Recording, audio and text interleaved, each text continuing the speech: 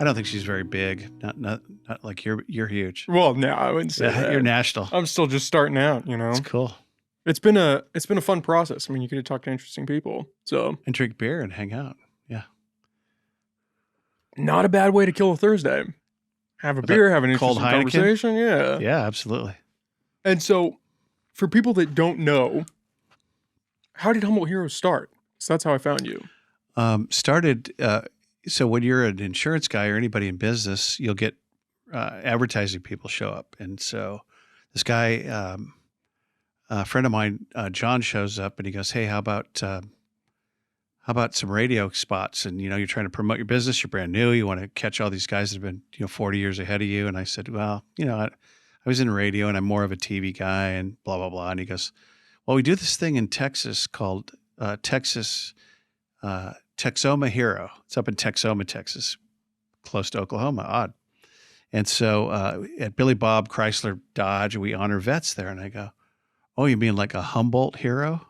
I go, "That would be cool." My dad was a vet. He was a World War II pilot and amazing guy, Bob. And I said, "Yeah, could we do that here?" He goes, "I don't see why not. Why don't we we started, and then it got traction and we just put it together, and I got it handed off to this other guy who created all the collateral, the nomination forms, the website, the Facebook page. And we just went to town, and that's 7 years ago. We've honored a vet once a month consistently since, and it's been amazing. For 7 years. Wow. Yeah, 7 years. And it's pretty modest. Somebody said, "Why don't you go national?" I go, "No, because that would wreck it." It's designed to be modest and local and hometowny. And, if we have 40, 50 people, it's a big crowd. And so it's been just magical to say thanks to people that have served. Well, it's a great idea to shine a light on people that usually don't get the spotlight, right? Yeah, or haven't for years. A lot of people, just hadn't been thanked for a while. And every one of them is different. There's some of these are really sobering, and others are just total tears, and others are total laughter and fun. And every guy, gal. So we honor all 5 branches of the military, male, female, currently serving or not.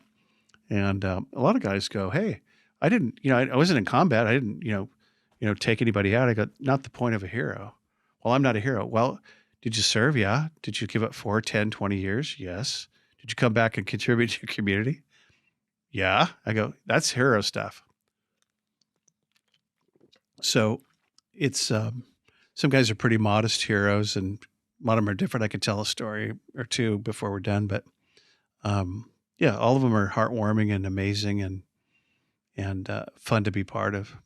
Do a lot of them kind of push back on that hero branding? Say, I just did what I did. Yeah, in the nomination part, they might, "Hey, I'm no hero." And I'm going, "Okay, well, let's keep talking. Tell me more. What'd you do?" "Well, I worked with canines in Korea, in an American base in South Korea. And I worked with dogs." "Cool, Debbie, you're a hero. That'll work." "Well, I'm a current Lieutenant JG. I'm the only woman Coast Guard up at Humboldt Bay in McKinleyville." I go, "Rachel, you're amazing. That works." So and we try to keep it. Diversity is great, and yet there's some guys and gals dying. So we caught a World War II gal, Dorothy, who was in a movie with Bing Crosby called "Here Come the Waifs." And some of you old timers will know what that might be anyway, or maybe you know who Bing Crosby is. Anyway, she was in a movie. She was enrolled as a female Navy gal, and we got to recognize her, and it was touching, and she died 2 months later. So all these World War II guys, I mean, they were dying 10, 15, 20 years ago. They're very rare now. So if you get a guy or a gal, and they're in their 90s or even hundreds now, and so we want to make sure we grab those guys before they get their ticket to heaven. Yeah, and get to hear their story before it's lost, Yeah, and those are folks that bring out generations of people. Here's like 5 generations of Humboldt people, and you go, "Wow, that's heroic." That you raised a family and you settled in Eureka or Humboldt somewhere, and you got this amazing, cool family that came out and wanted to get Grandpa out there. In fact, we just had another guy. He died a couple weeks ago. He was an amazing drag racer out of Samoa. He's like known motorhead guy and in the day. So anyway, Is that a weird feeling where you got to you almost enjoy that moment with them, and then it turns out, oh, it's kind of one of their last. Yeah, yes and no. It's kind of I really like it because it's nobody gets out of here alive, as the saying goes. Johnny, my father likes to say that. Then he died 3 years ago. But uh, so to be able to honor somebody, yeah, and I'll get some photos. So it is a little weird in my office that we captured some photos of different heroes, and there's a couple people that are no longer with us. So yeah, we grabbed that before, you recorded Johnny Cash before he died. Caught the really good record. I've looked out. I don't think I've had any guests who have died yet. Knock on wood, Yeah, I he should will. say. It Yeah, eventually. happens. But that'll be a weird moment to be able to look back and say, oh, I talked to this person and now Right. And now they're gone, but that moment is frozen in this medium. it's a good one. Maybe I'll be your first. Well, I hope not. I hope not. I'm not quite ready, Lord. So, yeah. So after raising 9 kids, I'm not sure some days, it's like, oh, will I go before the kids? I don't know. And I don't know that I get to choose that. So anyway, 9 kids. How old is your oldest and how old your youngest? 18 to 38. So we have 5 guys and 4 gals and 9, soon to be 10 grandkids. Wow, congratulations. Yeah, it's pretty rad. We were in our 50s and we didn't have any grandkids at all. Late 50s, it's like grand cats and grand dogs. It's like, come on, you guys, let's get busy here. What's your deal? We got friends in their late 30s and 40s that have tons of grandkids. Going, anyway. Kind of nudging them. Let's it's their job. Start making some moves. I don't have any control over that. I barely have control over me. So, what else would you like to know about Humboldt Heroes? Well, I really like the idea. I like the idea that you guys are kind of taking a moment to recognize people who, sometimes they don't get the recognition that they deserve. Sometimes you go into the military and then you're out and you're just thrust back into civilian life. Right. It's just, if you saw combat, if you didn't see combat, you went through something and now you're just expected to move through that. Right. Yeah. And that's the concern. A lot of men and women come back changed, augmented, and depressed, or worse. And it's a big concern. It was a really big concern after Vietnam because they came back to an antagonistic America, and they caught a lot of crap. And what a terrible war and a terrible experience and a terrible return. It's like, and so some of those guys now we've recognized and really super grateful. There's it's almost a healing sort of a thing. Maybe it's a full circle healing. For lack of a better term. But you give me an idea there so we can look for, the new Vietnam, the World War II vet that's gone is becoming the Vietnam vet because some of those guys are pretty old. Were any of the Vietnam vets kind of hesitant to step into the limelight? A couple have said, no, thank you. And as have others. I was no hero, and I was around so many guys that died. They're the heroes. I can't possibly. And other guys embrace that. They go, you know what? I'm going to get up and recognize every hero I know. Humboldt County sheriffs, EPD, all my buddies from the 54th. All that stuff, and that's kind of cool when they're reflecting and deflecting the glory to folks that maybe help them.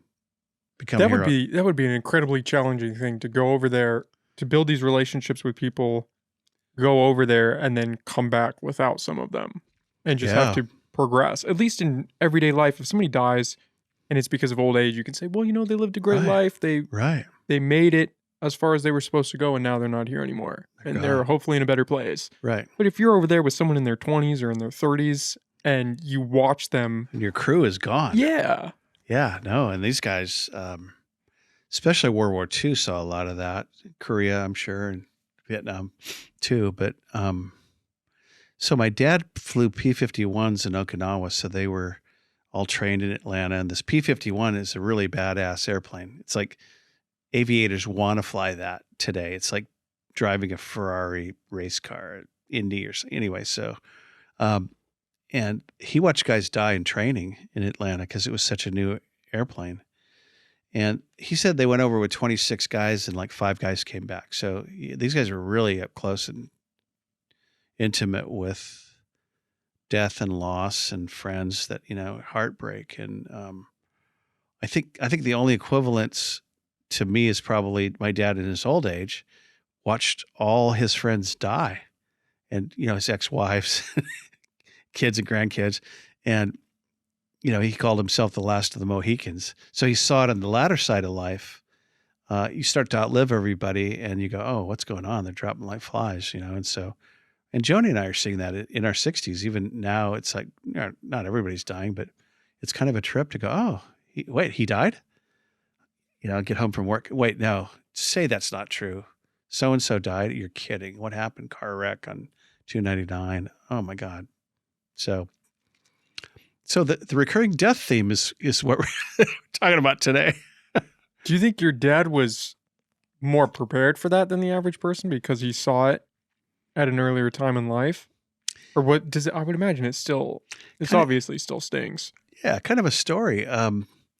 So my dad was an alcoholic after World War II. So they didn't have drugs; they had Budweiser. I mean, you may have a Heineken; they had Bud, and he drank till I was 13. So he was an alcoholic, full blown, functional, nice guy. Bob was, sweet Bob, and he got sober. So they divorced, and we moved to San Diego and together again, and got divorced again, and so he was on his own. And one day he hit bottom and wound up at the correctional facility in downtown San Diego, which is, hitting bottom for an alcoholic. And he went to AA and got sober, and he died sober 40 years later. And the incredible story about him is, I think his life prepared him for that. But also I came back with the Bible from Humboldt. I was the hippie from Humboldt who found Jesus, found Joni, Jesus, found sobriety, found a degree at Humboldt, barely, in recreation. I was a B student, man. Come on. And I brought him back this amazing Ryrie study Bible. And he just gone to AA. He wasn't even religious. And he goes, "Well, I only read the King James." I go, "You're just so full of crap." I said, "Keep the Bible. It's a gift from me." And a couple of years later, he got cancer and he got plugged into a church. He got baptized.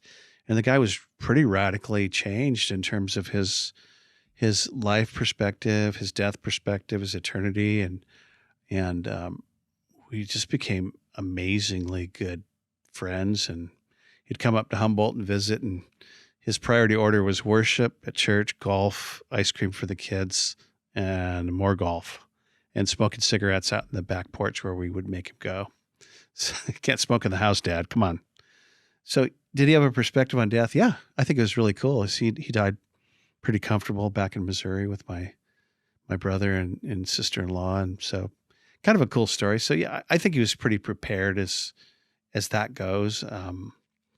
Saw it coming, could write about it and talk about it and pray about it. And he was very forthright. He would come to our home in McKinleyville, Nick, and he would talk about the stories of World War II, which were rad. He saw the Hiroshima cloud, the nuclear cloud in the morning. Oh, was there to see it? Yeah, he was on a mission. Oh, wow. And it was top secret. So they go, "What the hell is that?" "Do you hear me, Bob? What is that?" "We don't know." And so that was a surprise. He did the Bataan Death March where they freed all the prisoners. They were Marines. And with a P-51, apparently you can get pretty low to the ground on the deck. And so he saw one Marine carrying another, and the guy on his back was able to wave at Dad in the plane, and they freed those guys. And just crazy stories. A big bullet shell right by his butt in the parachute. So he almost caught one in the backside, which would have been me not here with you, Nick, talking today. So, skidding a P-51, a priceless airplane, skidding the bottom of that into a landing. And just, tell that one again, Dad. That's a cool story. And he'd forget and he'd tell it again. "Oh, that's amazing. Tell us that one again. That's an amazing story." And so kind of having living history at your table, kind of neat. Did he talk about it a lot before becoming sober? Or that was something he engaged in afterwards? I don't think I was old enough to warrant that discussion, and he was probably not present enough to do that. So I think that came over time. I'm not sure he was actually overly bashful about that. He always loved the military. And so he ended up selling insurance on Camp Pendleton because he loved Marines and Marine Corps and all of it, man. He dug it. He's a total patriot in the best sense of the word. And felt like he wanted to support those guys. And I think so. He'd freely share it. And a lot of gals can't. It's too painful. And, I totally respect that and get that and don't want to push that. But I think it was therapeutical. Get it out there, man. Well, I think it's got to be better than holding it in, right? I Yeah. mean, if you think of it like this burden that you're carrying, to lighten the load and let somebody else carry some of it for you, I would imagine would help. Yeah. But then again, if you see, seeing the mushroom cloud from the bomb would be from the air, would be pretty heavy on the horizon. You go, what? And he killed people, and he freely talked about that. It wasn't braggadocio, but he goes, I was really good at what I did. And their sorties were disruptive, meaning they would come in with a fleet of P-51s and kind of like Private Ryan at the end where they blew the tanks up, the tank busters. They would blow up convoys of Japanese soldiers and equipment. And he blew them up, and that he did his job. He was damn good at it. And I'm glad. I love Japanese. I love all people, but we won that war. We had to win it, and he was in it to win it, and he did his job well. And it wasn't like in a video game where you just squeeze the trigger and use all your bullets. He explained that you meet them out very carefully. So for all you munitions and gun guys out there, just don't squeeze all your ammo out at once. Well, and what's unique about that war is those guys came home heroes. Like heroes in the sense that they were embraced because that war stood for something in a really tangible way. Whereas if you take Vietnam, people did not support that war. Yeah, it's so hard to look back and go, what were we all thinking? And,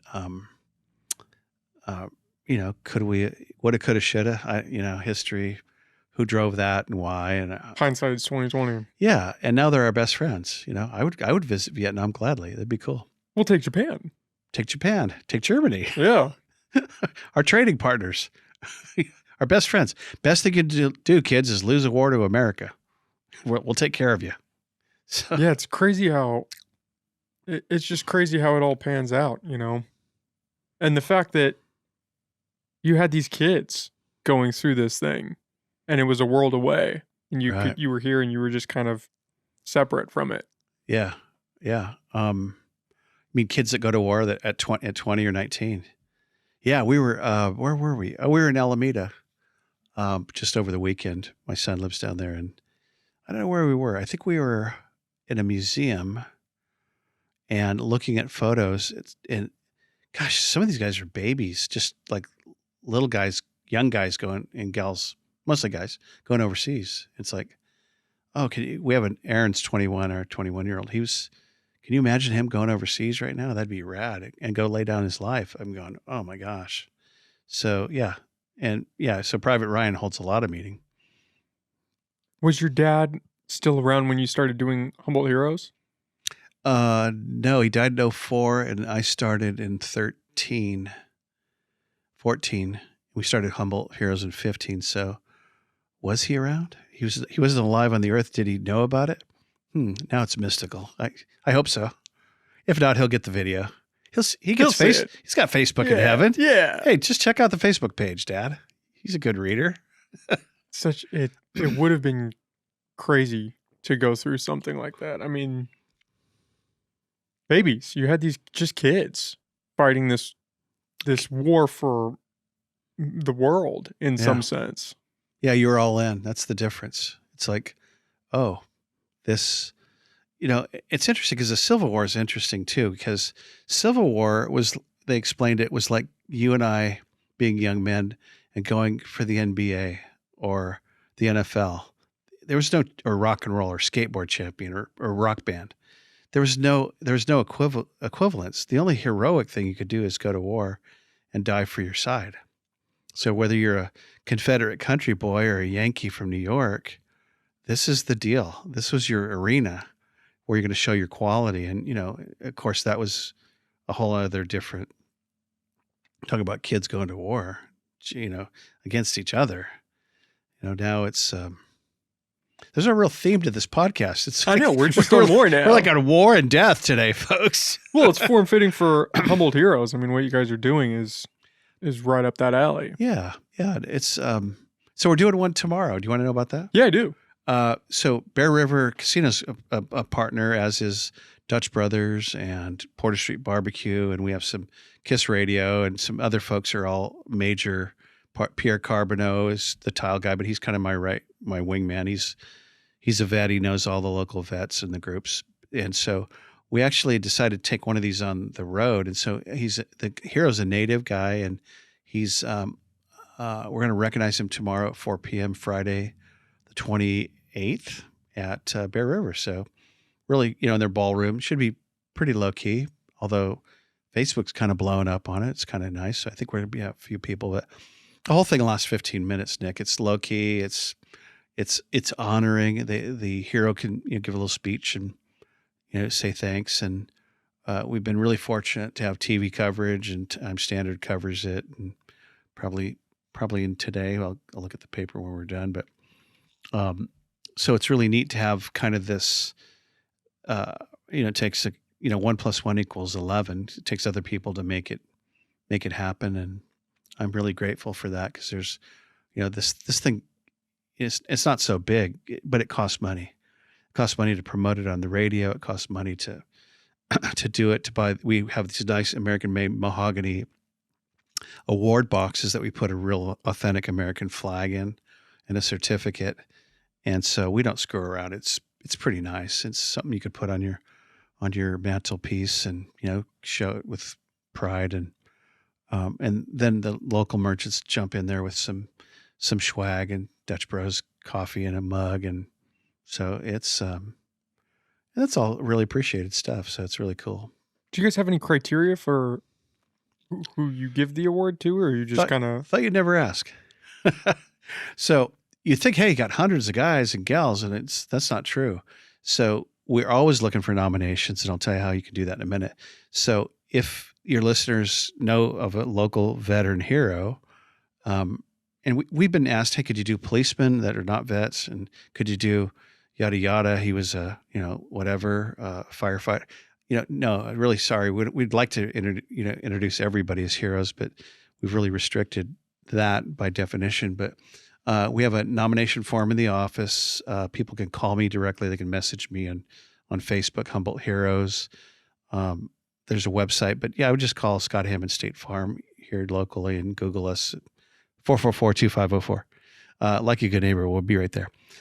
So they can call us and just we can take it over the phone. And so that's the beginning of the vetting. You get the nomination, and then there's a little panel of us that we look at them and we kind of consider them. And some of it's availability. If a lot of guys or gals are not in town at different times. One guy was 103 and he couldn't leave Fortuna. Got it. Okay, cool. So there's a little process to it, and we try to make it fair. I don't know what fair is a tough word to define for you, but we try to make it kind of equitable. We've done a lot of women. We've done a fair amount of local native population, people of color. One of my favorite guys, I told you I'd tell you one of my favorite heroes, still is. Would you like to hear about Carl? Yeah. So Carl Adams, take a drink of water. Hey, Carl, out there, wherever you are. He's in Africa right now. So he's a 2-star general. He's my age. He's 61 or 2. He's a thoracic surgeon at St. Joe's, and he's a medic, and he's a ranger. And you would be a real badass if you had 5 or 6 or so deployments. 27. And he's the guy that'll fix you in a Huey helicopter and sew you up if you're bleeding to death, or in a bunker hospital, whatever they call the bunker, ER. And 10 feet under is his operating room, so and what's cool about Carl is he's still a whole bunch of fun. He's nice to have a glass of wine with. The stories are endless, and he's maintained not a joking attitude, but he's maintained humor in the midst of heroism and tragedy. And of course, he married the 30-year-old stewardess from Brazil, and they're living in Colorado on a ranch. So Shout out to Carl. Yeah, way to go, Carl. Have some kids, bro. And so, he's around on occasion, yet he's also tethered to a pager because he's on call. He comes to Eureka, but he has to be within 8 minutes of St. Joe's in case there's, somebody's heart blows up. But just a terrific guy and a whole bunch of fun, and one of those guys that you'd like to, just hang out with, and really cool guy. Do you think that the military is almost a metric for people excelling to some degree? Do you think it's something that it instills, or a certain type of person that gravitates towards that? Yeah, I think I've interviewed a lot of people over the years in business, and I look twice at a degree and I look twice at a military service. It's a part of a package, and it doesn't mean you're bona fide. It just means that you took the training and you did what you said you would do. You spent 4 years or whatever, or 10, and you served. And when you think about it, so if you and I right now had to end this podcast and, hey, Scott and Nick, get on the bus. We're leaving for Fort Sam Houston for 4 years, and you're leaving everything. No more of this. And you split. And plus we're going to put you through basic training. We're going to kick your ass. We're going to give you a haircut. We'll give you a uniform. You get free clothes, and just check out for 4 years.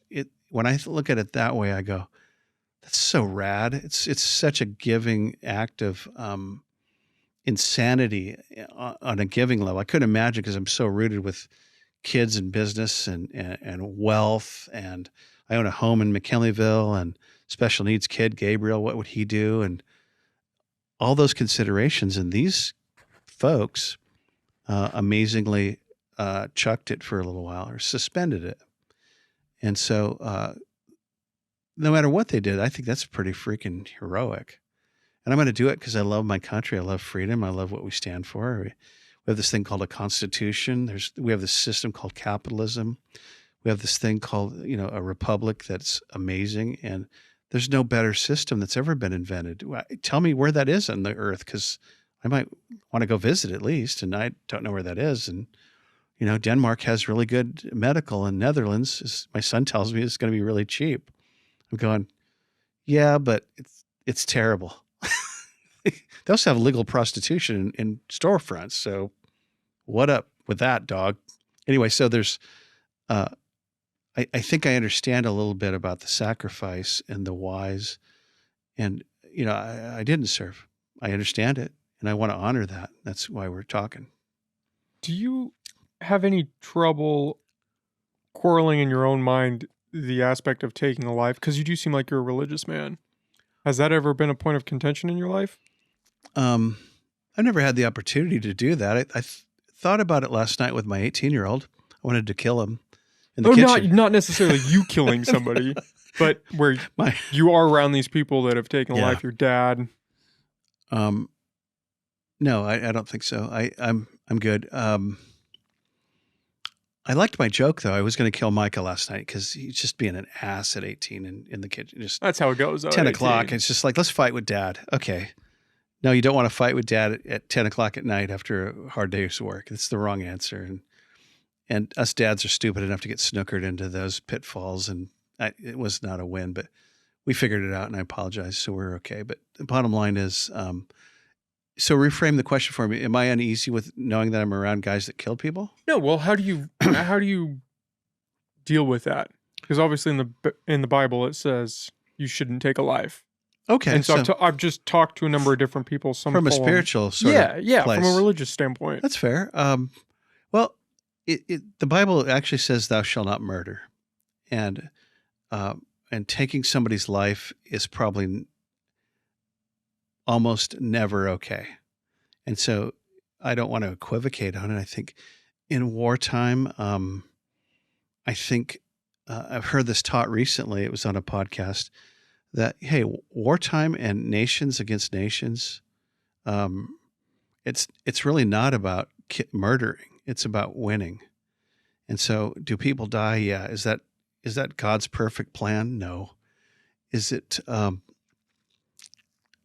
is it okay for a man of conscience or a man of God who loves God and who has a good heart to go and fight for his country and kill folks? Or and who's the more guilty, the guy that pulls the lever for the bomb, or the pilot, or the guy that made the bomb? I'm not sure. The bank robber or the getaway car? Or you and I paying taxes today to a military establishment called the U.S. government. So, the chain of command and of culpability is pretty long. So, no, I think I understand war, and I think I understand the fact that if we were, it was a legit threat by China or something.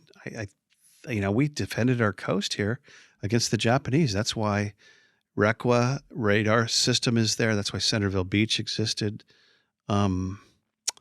Samoa had some stuff we were watching for submarines, and they actually chucked a few bombs in the forest up by Brookings and started a little forest fire. Like, yeah, I don't want a bunch of people on Central Avenue in McKinleyville that are not from my country. So it's hard to conceive of, right? So it's almost ridiculous. So here's a German occupation of Arcata. It's like, what? The Chinese have landed in McKinleyville. We're in trouble. So I'm being a little silly and getting off topic, but yeah, I don't know that I also honor conscience. So when Tobey Maguire played that guy in that Korean War, he was a medic, but I can't think of the movie. I was trying to remember it with Joni. He's a hero, but he was a conscientious objector.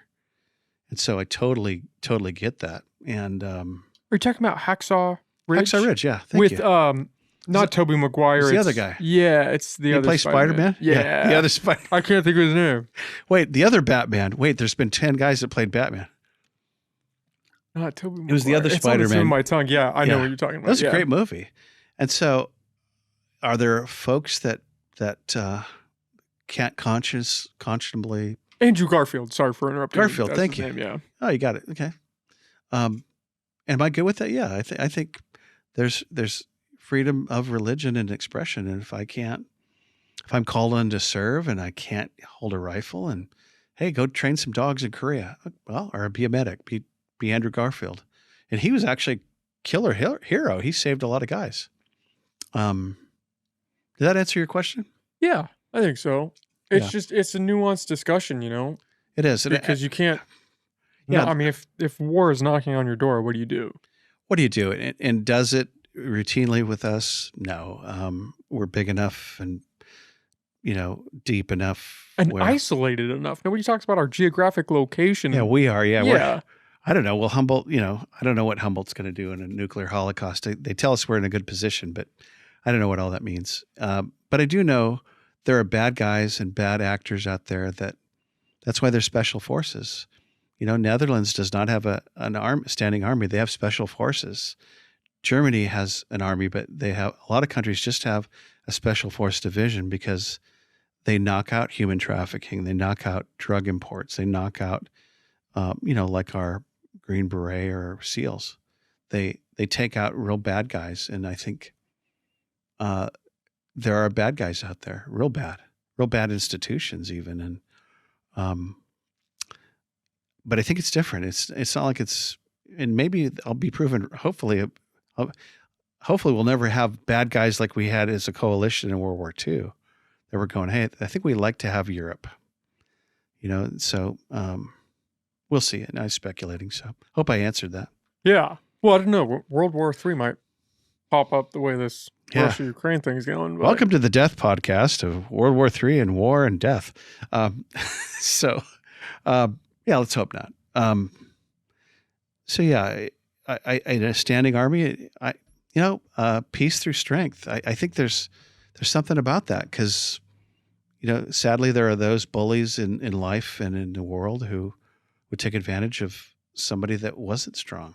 There's something to the big stick mentality that people don't want to acknowledge. None of us want to talk about it. Hey, war, it's easy. The armchair quarterbacks that enjoy all the freedoms, that dig smoking weed and staying at home and watching NBA playoffs and eating Porter Street and just living crazy DeVita.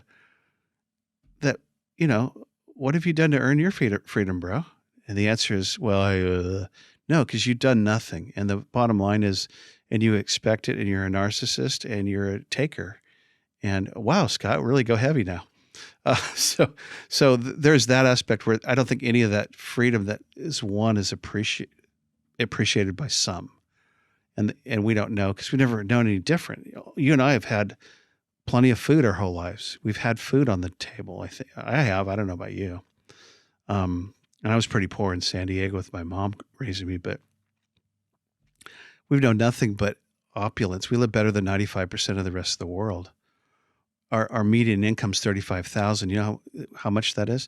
It's like 98% better than the rest of the world. And it's like, and we get sadly fat and sassy. And I'm not here to kind of start going off on us because that's not fair, right? Or the purpose. The purpose is, let's say thanks to the guys that helped and the gals that won, that had their part in winning and maintaining freedom in all of its glory, meaning some of it's opulence, some of it's a hot tub tonight, going, yeah, this is awesome. Heineken in a hot tub, I'm feeling good. Thank you. Thanks for this freedom, God, and veterans and forefathers that figured out how to write a system that kind of works pretty good. That's self-checking, hopefully, and hopefully it's going to be checking itself real soon again, because it does. That's what it does. And so, anyway, anything else on Humboldt Heroes you want to know? Well, actually, I was a little curious. I came across the idea that you run a blog. I do. Have a website? Did you read my blog? Yeah, I checked out a couple posts. Oh, wow. I wrote a really good one today. So I'm on a 100-day, I started the blog. I wrote a book called The Everyday Dad 12 years ago, and it all came from a blog called Become a Better Father, which my son lost the blog. We didn't pay for the domain. The hosting. Shit, we lost an entire amazing catalog of stuff. Thanks, Jacob. And so beginning of COVID, I put together a WordPress blog called Great Neighbor Scott.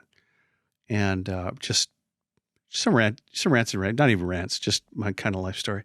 But the last 50 days, today's day 51, I'm in a 100-day writing challenge with a coach in Houston. And she's just challenged me to keep going and find a thread. And I think today's is really good. I wrote about my 18-year-old interlude last night with Micah, fighting with my son, my man boy son in the kitchen about just something stupid. But anyway, the bottom line is, yes, I do. And yes, it's going to become a book. And I'm writing something for folks about, it's kind of about life and about, my working title is The Grand Father, and what it means, kind of the journey of a man to go through life with kids, grandkids, and working and retirement now, and staring at retirement options and what do you do? And there's not enough money. And what about, you need two things to retire, Nick. Remember, health and wealth. It looks like you might have a bit of both. So if you don't have those, you're not going to have a good retirement. It's going to suck. You need both, not even one.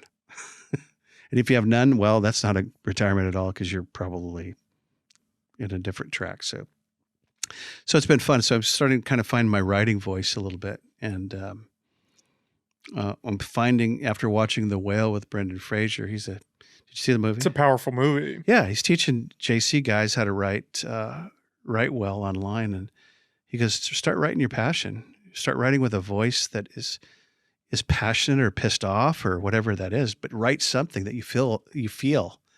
And I think I got a couple feels about some stuff, and I think I'm going to, and I don't have to use the F-bomb to feel it, but there's some emphasis words that are coming out a little bit that,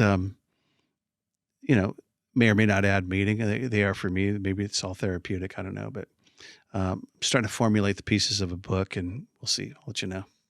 And did all of that start out of this desire to just figure out what it means to be a good father for you? Yeah, I think the writing voice came out of a lot of experience around God stuff, marriage stuff, communication stuff. A lot of good fathering and parenting is just from good business management. I mean, it's not strictly management. It's relationship management and connection and empathy and having a connection with your kid or your spouse that transcends the problems that are going to come against that in you and her and them. And so to write toward that and to go, okay, it's hard because you work 80 hours a week and you got to come home and be Mr. Mom and connect with your wife and be an amazing soccer, golfer, whatever, softball player. And there's not enough bandwidth to be all that. So you got to start choosing. So you pare it down. And so part of what my theme is, and I think it's biblical and solid and ethical, it's life is about relationships. And you can't take, it's not about money. It's not about your pleasure and your self-serving ways and how you pleasure yourself with your Xbox or whatever your drug is. It's about, what did you do to connect with people? How did you make it amazing for those around you? How did you add to the team, or did you?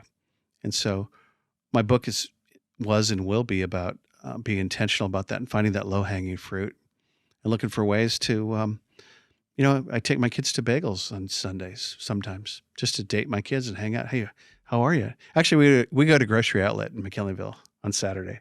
Hey, we're going to go to Gross Out this week? Yeah, let's go, man. Let's go get some of those nasty chips.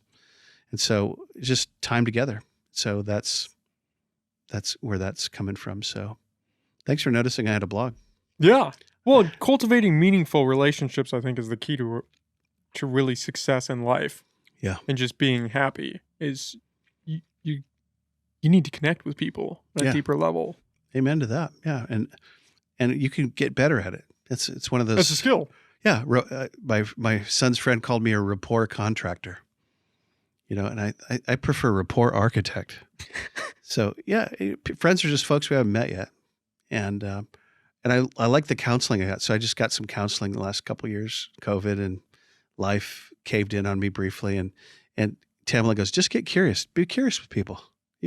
Hey, what's going on, Joni? Are you okay? I'm curious. And I don't have to be vested. I'm just curious. Are you okay? What can I do for you? Or be curious about yourself. Wow, where did that anger come from?